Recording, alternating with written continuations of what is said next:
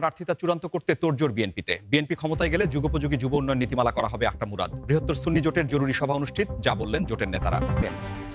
এতক্ষণ শুনলেন শিরোনাম, এবার বিস্তারিত থাকছে পুরো ডেস্ক রিপোর্টে।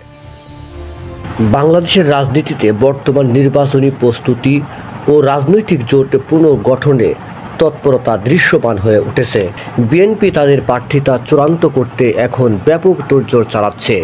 কেন্দ্র থেকে শুরু করে তৃণমূল পর্যন্ত মনোনয়ন যাচাই, প্রার্থী বাছাই এবং স্থানীয় নেতাকর্মীদের সমন্বয়ে ব্যস্ত সময় পার করছে। দলটির শীর্ষ নেতারা মনে করছেন, সঠিক প্রার্থী আগামী নির্বাচনের জন্য জনগণের আস্থা ফিরিয়ে আনতে গুরুত্বপূর্ণ ভূমিকা রাখবে। একই সঙ্গে বিএনপির নেতারা ভবিষ্যৎ সরকারের পরিকল্পনাও তুলে ধরছেন। দলের স্থায়ী কমিটির সদস্য মুরাদ হাসান জানিয়েছেন, বিএনপি যদি ক্ষমতায় আসে তাহলে দেশের তরুণ প্রজন্মকে কেন্দ্র করে যুগোপযোগী যুব উন্নয়ন নীতিমালা প্রণয়ন করা হবে।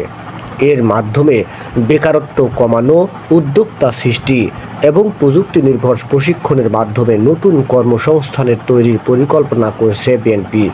তিনি জোর দিয়ে বলেন, বর্তমান প্রজন্মের সক্ষমতাকে কাজে লাগাতে হলে আধুনিক ও বাস্তবসম্মত নীতিমালা প্রয়োজন, যা বিএনপি বাস্তবায়ন করবে।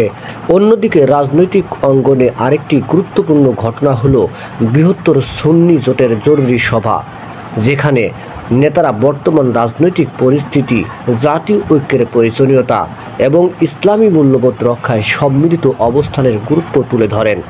তারা আহ্বান জানান, দেশের ন্যায় এবং শান্তি ও গণতন্ত্র প্রতিষ্ঠায় সকল ইসলামী প্রেমিক শক্তিকে ঐক্যবদ্ধ হওয়ার আহ্বান জানান। সব মিলিয়ে দেশের রাজনীতিতে এখন নির্বাচনী উত্তাপ বাড়ছে।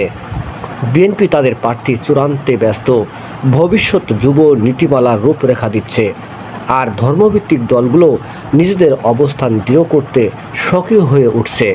নিউজটি সম্পূর্ণ দেখার জন্য সবাইকে ধন্যবাদ। বাংলা নিউজের পরবর্তী আপডেট পেতে আমাদের চ্যানেলটি সাবস্ক্রাইব করুন। নিউজটি ভালো লাগলে অবশ্যই লাইক, কমেন্ট, শেয়ার করে অন্যকে দেখার সুযোগ করে দিন। ধন্যবাদ।